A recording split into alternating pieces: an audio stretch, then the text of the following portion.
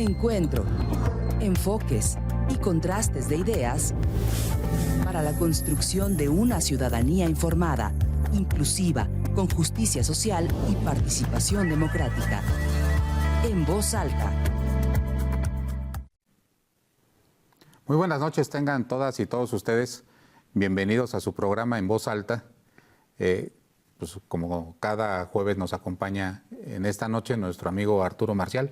Buenas noches. Charlie. Ahora con un tema bien interesante, Arturo. La realidad es que estábamos fuera del aire haciéndonos una pequeña pregunta. ¿Cuándo se fundó el Infonavit? Y el Infonavit está a punto de cumplir, pues si no bien tengo memoria, 52 años. Vamos a hacer un pequeño resumen de lo que es el Infonavit. Todos conocemos o todos hemos conocido a alguien que ha tenido acceso a la vivienda, pero ¿de dónde se deriva el Infonavit?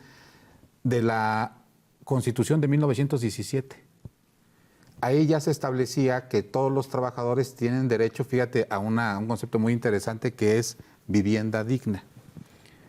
Pero puesto así en la Constitución del 17, pues parecería que los patrones, homologando aquellos hacendados que existían antes de la Revolución, pues decían, bueno, yo tengo trabajadores y tengo que darles acceso a vivienda. Pero la realidad es que eso se complicaba y se complicaba bastante. Porque el que un patrón le pudiera dar por sí solo vivienda al trabajador, parecía que el derecho establecido así en la Constitución tendía a ser letra muerta. Hasta que sucedió, igual estaba como el derecho a la salud. O sea, que todos los trabajadores tenían derecho a la salud y se crea el IMSS para decirle a los patrones, tú tienes la obligación de darle a los trabajadores acceso a la salud. Pero me queda claro que tu patrón no puedes tener hospitales, no puedes tener clínicas, no puedes tener una farmacia ahí en tu establecimiento. Entonces, el Estado crea una institución para poderle subrogar esa obligación al patrón. Es decir, si estuviéramos en el programa de Chabelo, diríamos la catafixia. Te catafixio la obligación de darle salud a los trabajadores por una cuota al IMSS. Y el IMSS le da le da acceso a ese derecho. Pues en 1972 sucedió lo mismo con el Infonavit. Ahora los patrones podrían cumplir con esta obligación de darle vivienda digna a los trabajadores pagándole el 5% del salario del trabajador al Infonavit y con eso se consideraba cumplida la obligación del patrón en turno con darle vivienda digna al trabajador. Y así se crea el Infonavit, con aportaciones de los patrones y desde luego con aportaciones del sector público. ¿Quién no ha conocido, Arturo, amigos, una casa o quién no ha vivido en una casa de las que decían otorgaba el Infonavit? A partir de 1972 se empezaron a otorgar casas a través del Infonavit, quienes tuvimos acceso a esta época. Yo nací en el 74, tú un poquito más, no voy a decir en qué año naciste. Mucho más joven que tú, desde luego. Ya te corresponde. Nos tocó ver generaciones de trabajadores que tuvieron acceso a una vivienda a través del Infonavit. De hecho, se creaban, Arturo, colonias en particular. Aquí hay grandes colonias como la colonia Palmas, el colonia El Marqués, Satélite, que eran colonias eminentemente del Infonavit cuando el Infonavit construía. Entonces, el Infonavit construía, el Infonavit pagaba las casas y después las ponía a disposición de los trabajadores y los trabajadores tenían acceso a este tipo de viviendas que, por cierto, cada vez se fueron haciendo más chicas. Si alguien nos está viendo en la colonia Satélite, sobre todo en la primera sección, recordarás que eran casas de 200 metros cuadrados. Claro. Eran casas relativamente dignas. Dignas, o sea, a lo mejor parecían pequeñas, pero a comparación de lo que vino después en el futuro, parecen bastante amplias, ¿no? Bastante dignas. Y luego vino otro cambio al Infonavit, que fue en la época, le llamaría la 4T de los periodos neoliberales, en donde prácticamente el Infonavit dejó de cumplir con esta labor social y se convirtió en un banco. Dejó la construcción de viviendas, se dedicó a financiar vivienda, a completar esquemas de vivienda que ya otorgaban los bancos privados, hasta esta reforma que se plantea y que fue aprobada la semana pasada. El 1 de febrero. El 1 de febrero. Entonces, hoy el programa lo vamos a dedicar en esta primera etapa a hacer un recuento de lo que podría indicar que sería una gran reforma al tema de la vivienda en nuestro país. Y quisiera yo solo dar algunos comentarios. La generación de mis papás, de la generación que en los 70s que le tocó estrenar el Infonavit, que nacieron por ahí de los 40, 50, y los que me están escuchando no me van a dejar mentir, sacabas tu crédito Infonavit y en 8 o 10 años terminabas de pagar tu casa. O sea, los de la generación anterior, lo de, no sé cómo le llaman ahora, ¿serían los baby boomers o una...? Baby boomers, los anteriores a la tuya. Los anteriores a la mía. Baby boomers. Podían pagar su casa con 8 o 10 años de trabajo. Los créditos eran accesibles. Recuerdo que la tasa era muy preferencial. Y sí ibas a sorteo porque pues, te decían es en esta colonia y creo que no había opción de poderlo elegir. Pero había vivienda. Mi generación ya no nos tocó este beneficio. Ya nos tocaron la época de las hipotecarias. 20, 30 años. 20 a 30 años. O sea, la primera casa a la que yo tuve acceso fue un crédito hipotecario a 30 años, Arturo. Sí. Que fue en 1998. Y el contrato decía algo muy sencillo. Decía, te casas con una hipotecaria. Si en 30 años no la terminas de pagar, es tuya. O sea, tenías que ir amortizando los pagos y en el pago número de 30 años, que debe de ser pues, una cantidad importante de dinero, si todavía había algún saldo, pues considérese liquidado. Si ya lo pagaste 30 años. Pero a nosotros ya nos costaba entre 18 y 14 años poder liquidar una casa, según las estadísticas. Pero a los jóvenes de esta generación, a los jóvenes que nos están escuchando, es prácticamente imposible que la mayoría de ellos puedan tener acceso a una vivienda. Porque si tú tomas en cuenta los precios de la vivienda que han subido, o sea, no es solamente el incremento del precio en términos absolutos, sino en términos relativos es casi imposible que los jóvenes hoy puedan acceder a una vivienda. O sea, viviendas que hace mi generación costaban a precios actuales $500,000, hoy valen $1,5 millones de pesos. El precio de la vivienda en términos absolutos se ha disparado brutalmente, haciendo que la generación de jóvenes de los que nos están escuchando sea prácticamente muy complicado o imposible que puedan acceder a una vivienda. Y en ese marco se engloba la reforma que presenta Claudia Sheinbaum del tema del Infonavit, con una gran crítica que ahorita vamos a ver si es cierto o no es cierto. ¿Qué te parece este anuncio, Arturo? Pues mira, yo creo que has hecho una recapitulación sobre el valor social que tiene una institución muy importante para las y los mexicanos, en donde una gran parte de la historia digamos, del vínculo que tienen nuestras y nuestros ciudadanos con el acceso a la vivienda, pues está pegada a un gran grueso de la población en México, ¿no? Recordemos que la prestación del Infonavit, no todas las instituciones ni todas las empresas te la dan, ¿no? Algunas personas o algunos, sobre todo los que trabajan en el sector público, tienen acceso a otro tipo de subvención, ¿no? Digamos, como el caso del ISSSTE y cosa. La prestación del Infonavit, pues también en este momento yo creo, puedo decirlo, Carlos, es un privilegio para unos cuantos también.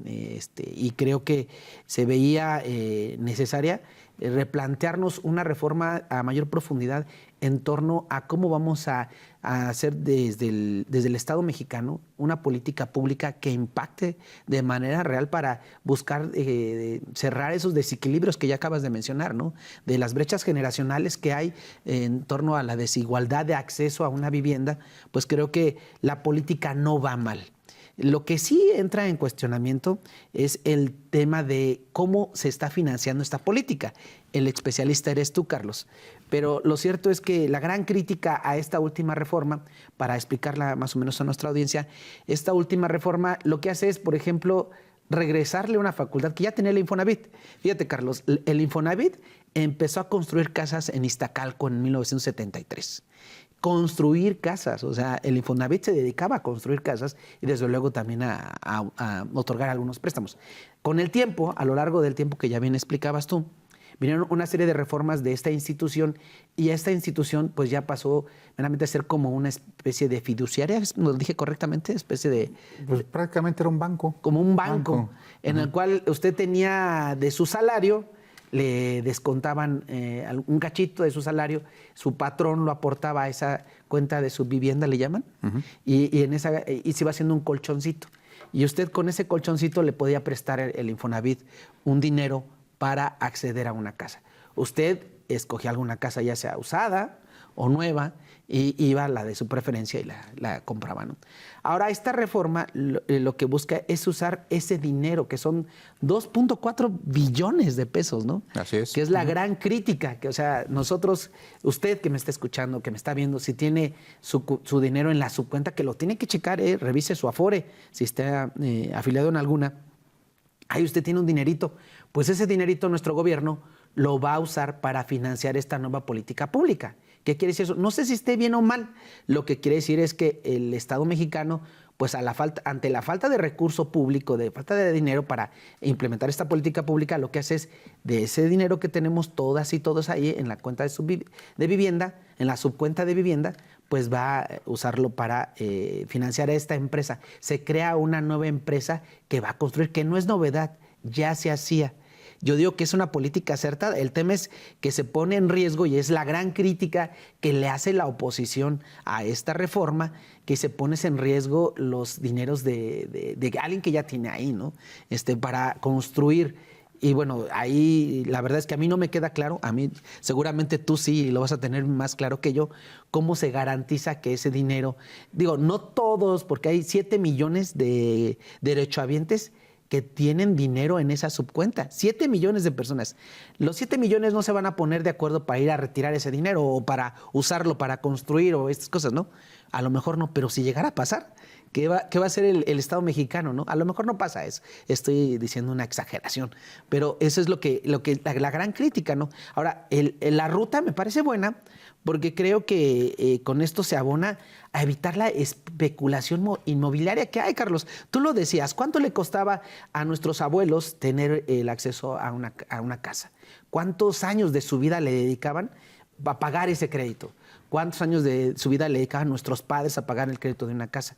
¿Cuántos años le dedicábamos nosotros? ¿Cuántos años le dedican los millennials y luego los centennials? ¿Cuántos años le van a dedicar? Y así se va cada vez más siendo difícil que las personas accedan a una vivienda. Por lo cual, pues sí es necesaria una política pública para atacar esos temas. ¿Por qué? Porque uno de los grandes temas es la especulación inmobiliaria que hay. O sea, están disparadísimos los temas, ¿no? Estaba viendo nada más a que se den un referente.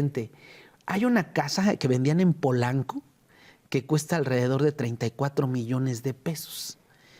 Pero en Francia venden un palacio ya viejito, pero un palacio en 25 millones de pesos. O sea, imagínate el grado de especulación que tenemos con el tema inmobiliario. O sea, sale a veces más caro comprar una casa en Polanco, en la Ciudad de México, que comprarte un castillo en Francia. Entonces, la verdad es que pues algo está pasando en este país con el tema de los desarrollos inmobiliarios que tenemos que atacar. Y entonces creo que esta política sí abona a que una empresa del Estado, que sí es una empresa, dicen, a mí me da mucha risa que la gente de oposición dice, es que van a usar dinero del pueblo para una empresa que sí es del gobierno. Pues sí, yo creo que está bien que el gobierno intervenga porque los privados se están hinchando con los desarrollos inmobiliarios y pues están estas disparidades, ¿no? Entonces, creo que es importante que sí intervenga el Estado. Ahora, el tema ahí es el riesgo que tenemos los que tendríamos ahí dinero en la subcuenta de no tener acceso a estos recursos. Y yo creo que ahorita tú nos los vas a explicar cómo va a funcionar, porque también una de las grandes narrativas que esgrimió la oposición fue de que, por ejemplo, los créditos, yo mi casa la tengo en un crédito de Cofinavit, entonces, lo que significa que el Infonavit me presta una lana y un banco otra, y entonces yo le pago al Infonavit y al banco, pero el interés del Infonavit es sumamente más bajo que el del banco, ¿no? Y entonces, en esta nueva reforma, como que no quedaba claro si se podía o no se podía seguir teniendo ese esquema. Tampoco decía la oposición, quedaba claro si podrías comprar donde tú quisieras un depa cerca de la casa de tus papás o te obligaban a que pues solamente hay estas casas nuevas para acceder a tu crédito, ¿no? Entonces, son grandes preguntas que seguro tú ya traes la respuesta, me imagino, pero que han sido críticas. Fíjate, la verdad es que con una aplanadora total, como se acostumbra últimamente con el partido predominante y no partido hegemónico, porque todavía no llegamos a eso, pero en temas de sistema político, sistema partidista, digamos con el partido predominante, no hegemónico. Se votó con 346 votos a favor y 90 en contra la reforma a las leyes que se relacionan con el Infonavit, ¿no? Entonces, con esta ley, este instituto, pues bueno, queda modificado. Ahora va esta ley a la Cámara de Senadores para que le pongan ahí los toques finales a la ley. Pero que bueno, las grandes discusiones, Carlos, estaba en torno a esto que te estoy diciendo, pero también a este tema de los órganos de gobierno tripartita.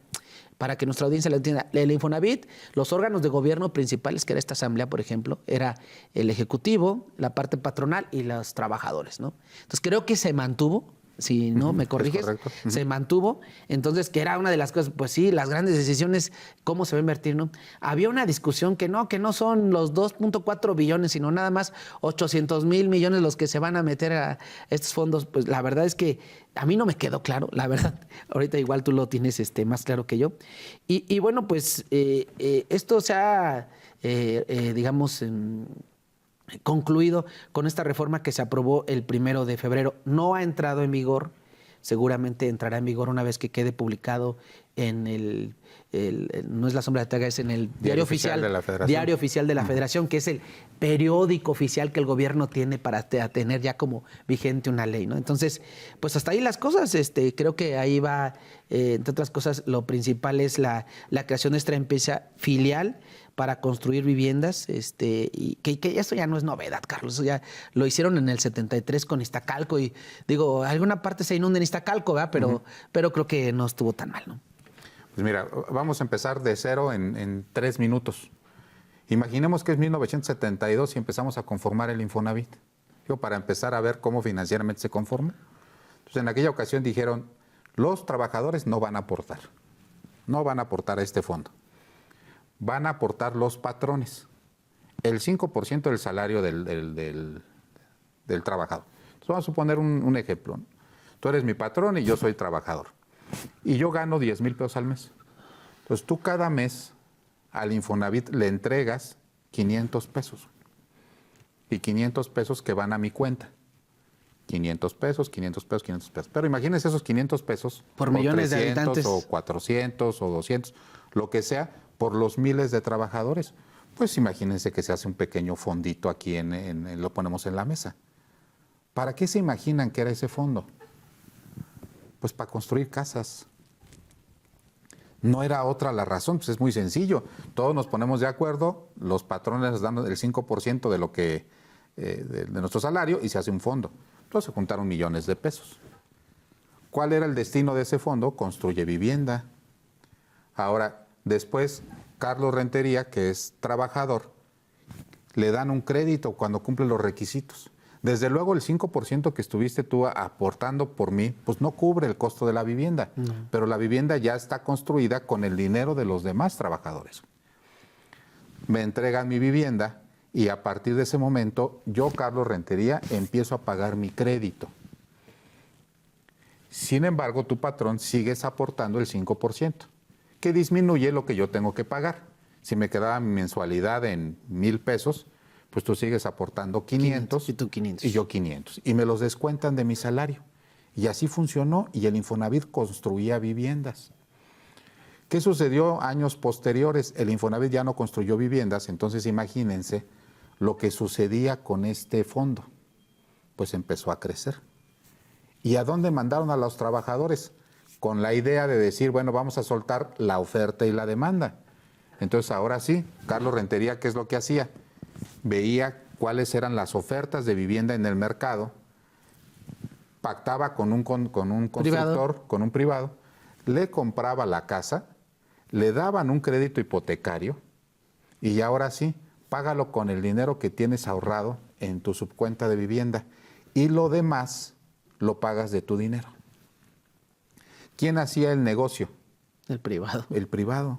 ¿Con tasas de qué orden? Con tasas de un crédito hipotecario normal. Sí, ahorita la tasa del crédito hipotecario está como en el 12, 13. 12, 13%, cuando la tasa de interés social debe estar muy pegadita, pero muy pegadita al tema a un importe parecido al de la inflación. Entonces tú veías, por ejemplo, que el ISSSTE, que todavía tiene este sistema social, cobraba 4 o 5%, cuando el Infonavit ya cobraba el 12, el 13, el 11%.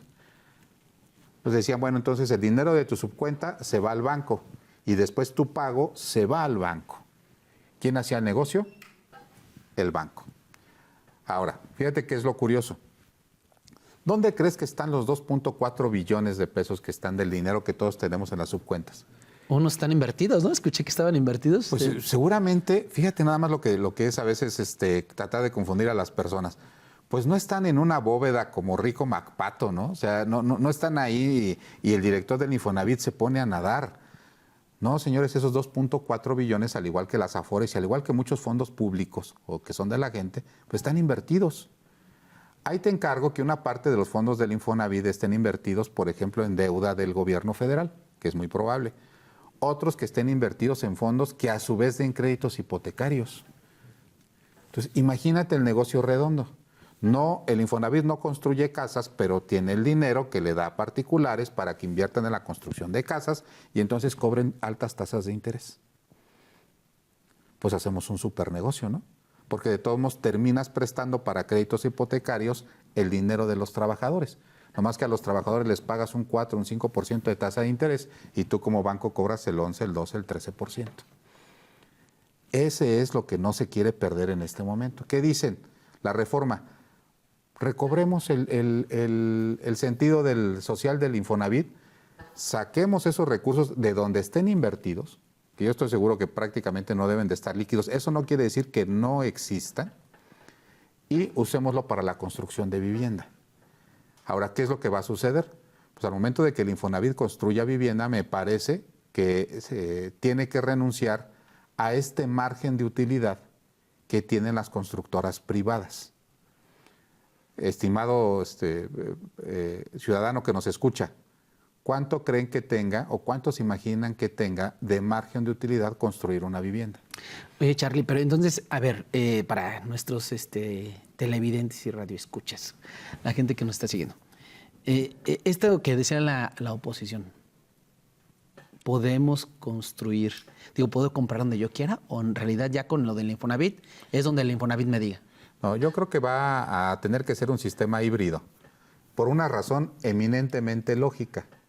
No en un primer instante el Infonavit va a tener vivienda disponible en todos lados. Pues justo pensaba en eso. O sea, no van a aparecer las casas 100 en Cancún, otras en Ciudad Juárez, otras en Toluca o en Querétaro.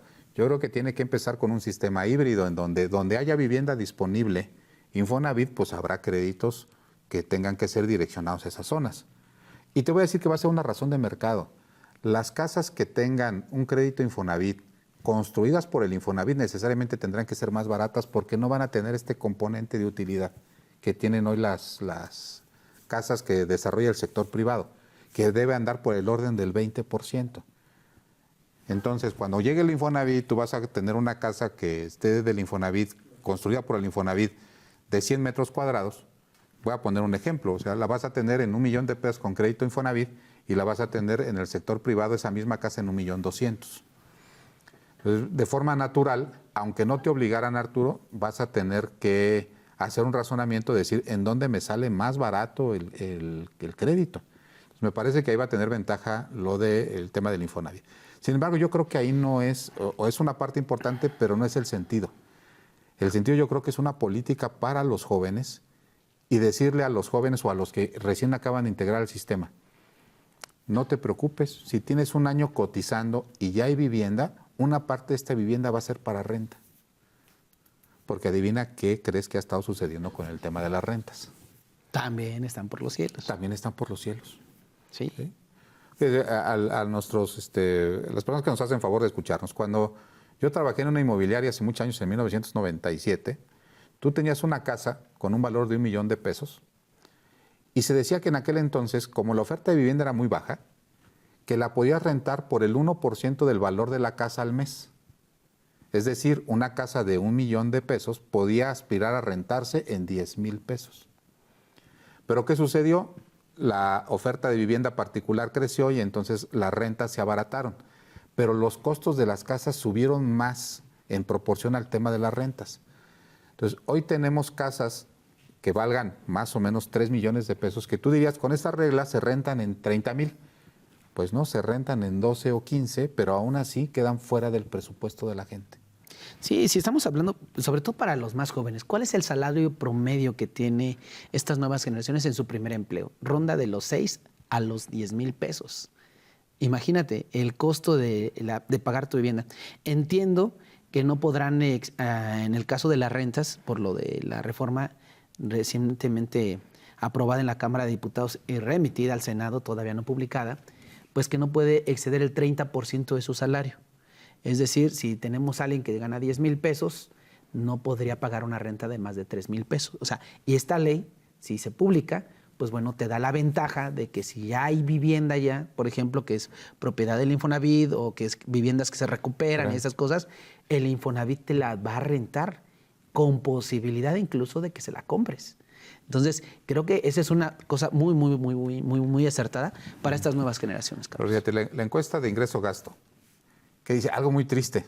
Dice, solamente 1 de cada 4 jóvenes profesionistas, de los que nos están escuchando, 1 de cada 4 jóvenes en su vida va a ganar más de 16,000 pesos mensuales. Así está la escala de el elevador social. Solamente 1 de cada 4 va a aspirar a ganar más de 16,000 pesos mensuales.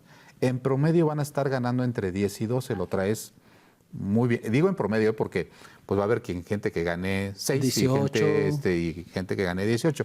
Pero en promedio digamos que son 10. Una casa en promedio en Querétaro, y otra vez con los engañosos promedios, el valor de venta es de 2 millones de pesos, Arturo. Eso está estimado y la Canadevi lo sabe. 2 millones de pesos. Quiere decir que esta casa de 2 millones de pesos se renta en promedio en 10,000 pesos. Fíjate nada más lo triste del asunto para las generaciones de jóvenes con estos ingresos salariales. Nada más les alcanzaría para la renta. O sea, de una casa promedio en el estado de Querétaro, que no es lo mismo Chiapas o Oaxaca, donde puede haber una oferta de vivienda más barata. Querétaro es de las ciudades más caras. De las ciudades más caras, sobre todo en el tema de la vivienda. Pero si vivimos en Querétaro, que es nuestro caso, y fuéramos jóvenes de entre 18 o 28 años de edad, estamos destinados a no ganar ni siquiera el dinero necesario para la renta de una casa. Entonces, yo vería ahorita que yo creo que hay que socializar este tema de las rentas, porque van a decir, bueno, ahora yo podría acceder a esta misma propiedad o a una propiedad bastante parecida con tan solo el 30% de mi salario como costo de renta, que son 3,000 pesos. Hoy con 3,000 pesos, pues dígame qué casa consiguen en renta. Si acaso un cuarto, ¿eh? Si acaso una habitación en alguna zona lejana, ¿no? Con roomies y... ¿Cómo le llaman ahora? Antes, roomies, bueno, yo creo que sí, ¿no? A nuestra generación le llamaban abonados. Abonados. ¿Sí? Era fulanito de tal renta cuartos y eran abonados. Hoy le llaman roomies. Entonces, la pregunta es muy sencilla. Jóvenes que nos estén escuchando, ¿qué renta pueden alcanzar con un promedio del 30% de su salario? Esa es la importancia de la reforma del Infonavit, por lo menos en este tema de renta social. Pues sí, veremos cómo viene a detalle, a ver qué pasa en el Senado. Creo que el oficialismo cedió un poco en temas de reclamos de la oposición en razón del tema para garantizar la confianza de los 2.4 billones de dinero, que es muchísimo dinero, que la oposición estaba preocupada por nuestros recursos que estaban en la cuenta de vivienda, en la subcuenta de vivienda. Pues resulta ser que se queda este tema de la figura tripartita, pero además en el dictamen se establece que la Secretaría de Hacienda, la Comisión Nacional Bancaria y de Valores y la Auditoría Superior de la Federación pues van a entrarle a fiscalizar, supervisar y vigilar respectivamente. O sea, en ese sentido, van a estar de cerca para que se cuiden estos 2.4 billones de pesos, ¿no? Y que de alguna otra forma esta empresa que va a ser del Estado mexicano, que va a construir casas, pues bueno, use los recursos de manera óptima y que no se generen actos de corrupción, ¿no? Bien, pues regresamos con este importante tema. No se nos vaya, nos vemos regresando del corte. Regresamos. Bien, pues ya estamos aquí de vuelta para cerrar el tema importante, el tema de la vivienda y de la reforma del Infonavit. Me parece que Arturo tocaba un punto muy interesante antes de irnos al corte, digamos que es una preocupación y digamos que un señalamiento Si no válido, sí justificado el tema de la oposición que dice, bueno, ¿cómo se van a garantizar que si el Infonavit invierte en casas el dinero de los mexicanos, los que tenemos en la subcuenta, pues parecería ser que se va a perder? Pero la realidad es que yo le haría la siguiente reflexión a los queretanos y a quienes nos escuchan. Hoy, si ustedes tienen una inversión en un banco X, el que ustedes gusten, seguramente este banco, en algunos fondos de inversión, tiene prestado dinero para gente que le pidió para comprar una casa, es decir, créditos hipotecarios. Y no tenemos la misma sensación que tenemos de dónde está mi dinero. Claro. ¿Sí? O sea, porque se lo das a un privado y accedes a cierto convenio, ¿no? A cierto convenio. O sea, seguramente más de alguno de ustedes ha ido a dejar una inversión al banco o ha tenido que tocar la otra puerta del banco, que es pedir un crédito hipotecario. Pues, ¿de quién creen que es ese dinero que les prestan para comprar su casa? De otros ciudadanos. Pues de otros ciudadanos, ¿no? Y otros ciudadanos que tienen la imperiosa necesidad de que su dinero esté trabajando y de que genere una tasa de interés que les permita tener ingresos por algo que ya se esforzaron. Pues es exactamente lo mismo el tema del Infonavit. Sí y no. Sí es lo mismo, porque es un tercero quien maneja nuestro dinero. Pero acá el tercero es el gobierno. Y por las experiencias de la historia de nuestro país, pues bueno, a veces la gente tiende más a otorgarle la confianza a una institución bancaria que a los gobernantes, ¿no? Sí, digamos que ahora el banco va a ser el gobierno, ¿sí? Y podría generar un tema de desconfianza. Pero la garantía del dinero de todos los mexicanos va a estar precisamente en los respaldos de los créditos hipotecarios. No es para gasto corriente. Hoy, como los bancos tienen parte de su cartera de inversión respaldada en créditos hipotecarios, así lo va a tener el Infonavit, simplemente administrado por el tema del gobierno. Es más, prácticamente ya existe. Y a diferencia de los bancos, usted en este nuevo esquema va a contar con la creación de comités y comisiones de vigilancia tripartitas. Claro. O sea, es un candado adicional por esta desconfianza que solemos tener a los gobiernos. Pues bueno, suele ser importante que de repente haya mecanismos de certidumbre. Uno de ellos, pues dos de ellos van a ser estos comités y esta comisión de vigilancia, ¿no? Que también la ley lo prevé, ¿no? Entonces, creo que eso nos puede dar un poco más de certidumbre, Charlie. Y en el caso muy particular de Querétaro, ¿cuál va a ser el gran tema? El tema del costo de la tierra. Querétaro es carísimo para el tema de la construcción de vivienda y hay ocasiones en que no se explica, ¿no? Y se explica a raíz de las regulaciones.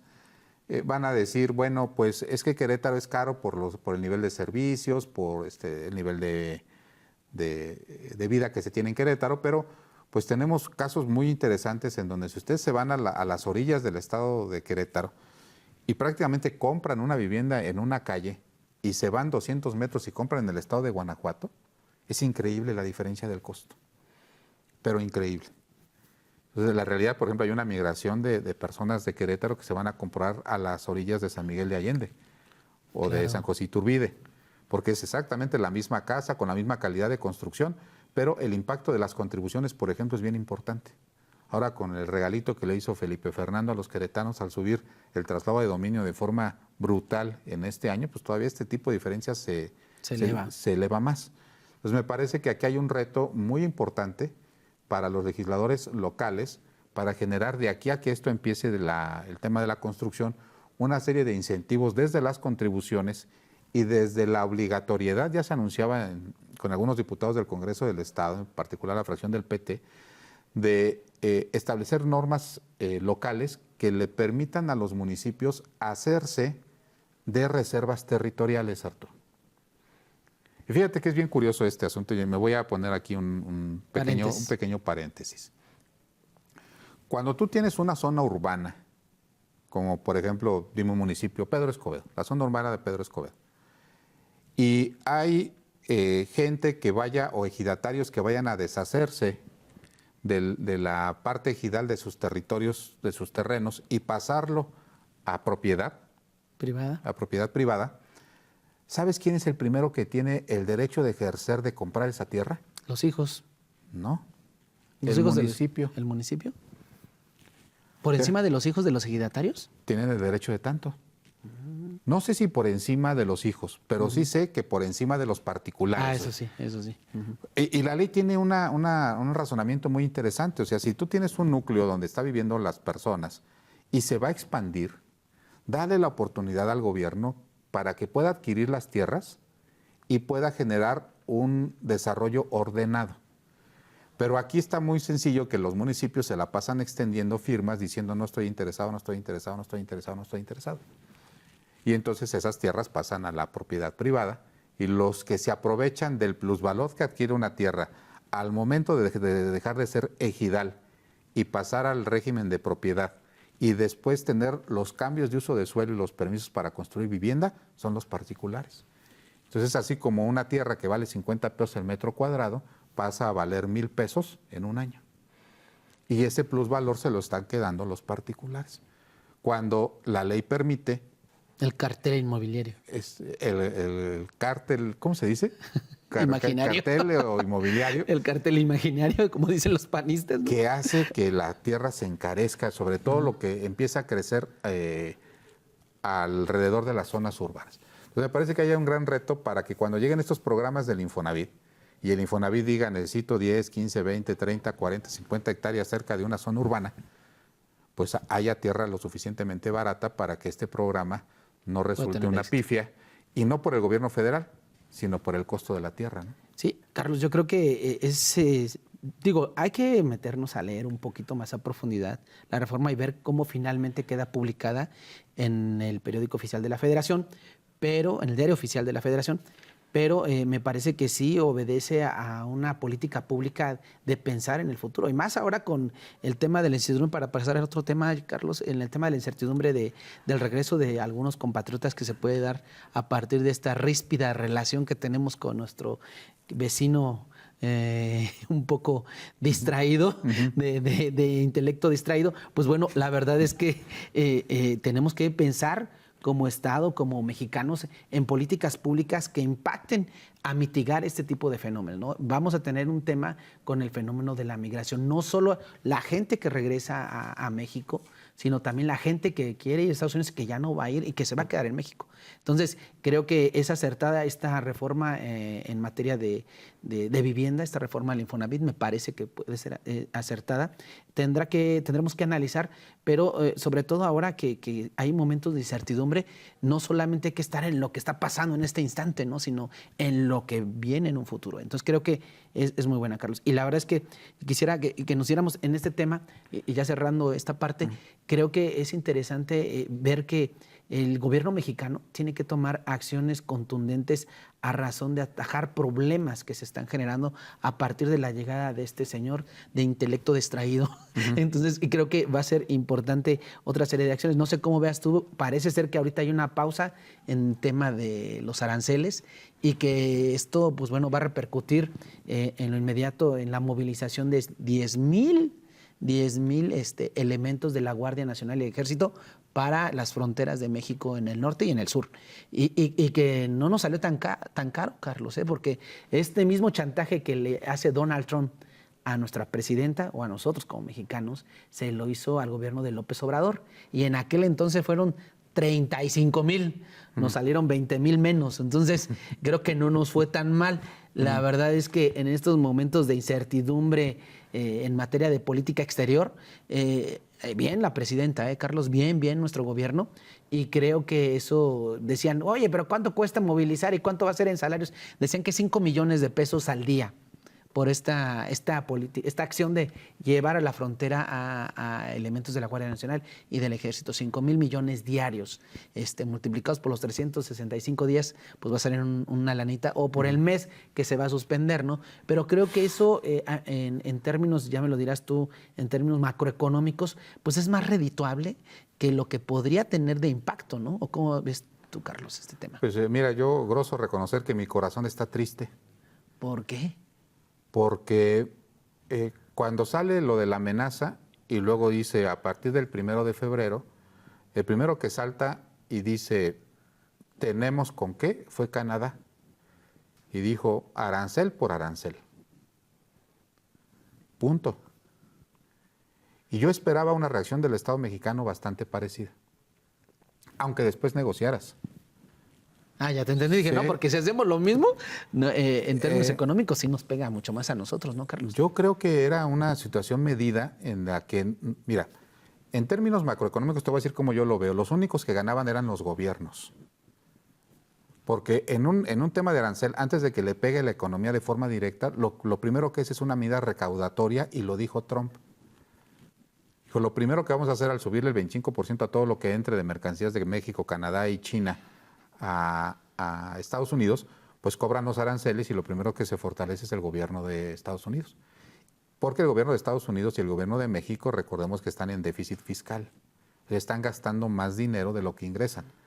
Esto de forma automática les ayudaba en su déficit fiscal. Antes de pegarle a la economía, hacía que el Estado mexicano recaudara más y el Estado gringo recaudara más. Y los canadienses. Y los canadienses recaudaran más. Entonces, me parecía que un elemento de negociación era primero poner sobre la mesa, por lo menos ese día que hace una aseveración bastante grave. Dice, fíjate las acusaciones que hace Donald Trump. El gobierno está coludido con el crimen organizado. Y el gobierno permite el fentanilo y el gobierno permite los migrantes.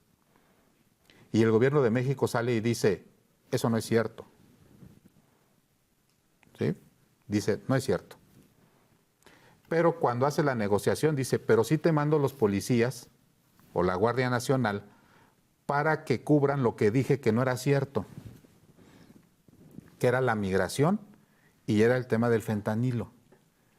Creo que entiendo que tocó la presidenta. No, yo me he puesto a seguirla, Carlos, y refiere el tema del fentanilo, eso sí, eso es cierto. De la migración no toca el tema ella, pero... Bueno, ahora, ahí hay un tema bastante delicado, ¿no? En el comunicado que ahora... Yo no sé si antes los comunicados diplomáticos eran a través de cartas y debe tener todo un protocolo, pues hoy es, yo le sigo llamando Twitter. Facebook. Facebook, son los comunicados en las redes sociales o esta red social que ahora compró Donald Trump o que generó Donald Trump. Pero ahora lo que dicen los comunicados es que Donald Trump sí habla de que los 10,000 integrantes de la Guardia Nacional son para el tema de los migrantes y del fentanilo, y sin embargo la presidenta sale y dice nada más pues para el tema del fentanilo. Y la presidenta dice, hay compromiso de que Estados Unidos va a atajar el tema del tráfico de armas. Además, y Donald Trump no lo dice. No lo dice. Entonces volvimos a caer en el tema de la trampa. Ahora, ganamos 30 días. ¿30 días para qué? Si dentro del anuncio de la presidencia de la República podría haber sido, oye, 30 días para ver cómo en el mediano plazo dejamos de depender de esta naturaleza o de este tipo de comercio para que este presidente o otro que llegue de Estados Unidos no nos traiga siempre con ese tipo de acciones y de coerciones. O sea, sí está bien 30 días, pero es como cuando alguien llega y te amenaza en tu casa y te dice, regreso en 30 días. ¿Qué haces? Pues te pones a practicar box o artes marciales, o qué es lo que anuncias. Porque si no va a estar regresando cada 30 días a amenazarte con diferentes circunstancias. Pues a lo mejor tienen el plan B, y creo que iba antes de que tuvieran esa famosa llamada, entiendo que ya tenían una serie de medidas. Trascendió, no de manera oficial, trascendió que ya estaba México analizando la posibilidad de insertarle aranceles a las manzanas, por ejemplo, la manzana que me gusta mucho, la manzana gala, que viene de por ahí, aquellos lares, ¿no? E incluso también ponerle aranceles a la carne. Entonces, ya más o menos creo que en materia económica y en materia de algunos productos ya tenían ubicados algunas cosas. Me parece que este mes es cierto, Carlos, pueden analizar en dónde le pueden entrar a ciertas medidas. Pero la verdad, Carlos, yo personalmente, digo, no entiendo mucho de macroeconomía, pero sí entiendo un poco del valor de intercambio del dólar peso y que eso me pega. A mí sí me pega como ciudadano, entonces, por mi familia y estas cosas, ¿no? Entonces, pues en eso creo que sí ganamos un tiempo, ¿no? O sea, en cierta estabilidad, entre comillas, y que seguramente, a lo mejor, pues sí, tú dices, para negociar es la máxima, ¿no? Pues te dan un golpe, dalo 2 veces para que ahí en la negociación pues se establezca algo intermedio, pero creo que el ganar tiempo fue bueno, Carlos. Sí, pero anúnciale a los mexicanos, te voy a decir, si estuviéramos viendo en Estados Unidos, ¿cómo se siente ahorita el gringo promedio? Tenemos elementos para doblar a México. Sí tenemos elementos para doblar a México. Eso seguramente es lo que está pensando la población norteamericana. Nuestro presidente nos dice que tenemos elementos y diciendo la frase de Donald Trump que dice, nos han estado estafando y han estado viviendo y habla de los billones le transfieren a Canadá y a México y a China, ¿no? A través del desequilibrio en el comercio que existe, porque pues, aparentemente ya se dieron cuenta que él nos compra más de lo que nosotros les compramos y de que por nuestro conducto están pasando los productos chinos. Entonces, el sentimiento del ciudadano estadounidense es: tengo elementos y tengo la razón. Ahora, ¿qué me hubiera gustado a mí de la presidenta Sheinbaum? Independientemente que los aplicara o no, decir: tenemos los elementos y tenemos la razón. O sea, ¿cuáles son los elementos? Vamos por la manzana. Por ejemplo, en el sexenio del presidente Peña, y nos lo decía nuestro amigo internacionalista Chávez Fierro, hubo una medida que realmente sí tiene razón. Peña Nieto anunció diciendo: vamos sobre los estados en donde gana el Partido Republicano. Y entonces les vamos a pegar en su base electoral. Texas, por ejemplo, ¿no? Texas. O sea, a ver, todos los productos que vengan de Texas. Aranceles. Aranceles. Ya no me importa si es por materia o simplemente que tengan la denominación de origen Texas, entonces les ponemos arancel. Aunque lo apliques o no lo apliques, dilo. Entonces, porque yo tengo un estado de indefensión. Tengo ahorita, pues te decía que me sentía triste porque me siento en un estado de indefensión, porque mi gobierno no me ha dicho cuáles son mis herramientas de negociación. Yo creo que igual, fíjate, yo lo leí al revés.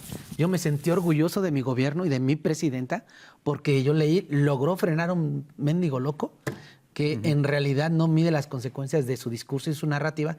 Y la presidenta le fue muy clara en su mensaje, Charlie. Lo primero, a ver, el tema del fentanilo no es un tema de México, es un tema de los gringos que se hicieron adictos a la oxicotina, o no sé cómo se llama este medicamento, y que luego entró en sustitución el fentanilo, ¿no? Que en realidad, eso. Segundo, ¿dónde se consume? Pues en Estados Unidos. Que se produzca en México, pues dicen, pero ¿dónde se consume? Pues ataquen ahí. Al contrario, tienen políticas públicas. Vas a Los Ángeles y camina en la noche por ahí. Muchos zombies, cosas. En realidad, Charlie, o sea, yo cierro con esta parte. A ver, yo creo que a mí como mexicano me transmitió la presidenta, uno, que sí defendió la soberanía de nuestro país, primero, en su mensaje de respuesta, ¿no? De, a ver, este tema del fentanilo no es tema de nosotros solamente, ¿no? Es tema de los gringos, porque lo consumen y son adictos. Eso es un hecho. Segundo, el tema de los aranceles, ¿no? Mandó el mensaje velado, órale, pónganse y México responderá en eso. O sea, yo creo que sí lo hizo, Carlos. O sea, yo lo veo así. Y en términos de negociación, eso le abrió la puerta, en mi opinión, para esa llamada que sostuvo con este cuate y de una tregua, ¿no? Eso, y yo lo veo así, pudimos con este loco y no sé, pudimos haber elevado a lo mejor el nivel de apuesta, pero capaz este cuate no sale. O sea, digo, ya no quiero ser paranoico ni conspiratorio, pero resulta ser que ayer precisamente, en estos días, sobrevoló un avión de estos que recaban información de inteligencia, toda la costa de Sinaloa, los golfos y todo eso, y que sin permiso del Estado mexicano. Claro, el gobierno mexicano dijo, en realidad fueron en aguas internacionales, pero ¿qué están diciendo? Estamos ya viendo a ver dónde están los laboratorios de fentanilo. ¿Qué? Entonces, yo creo que estamos en una situación delicada, ¿eh? Yo creo que hasta el primer mensaje de la presidenta Sheinbaum, hasta ahí todo iba bien.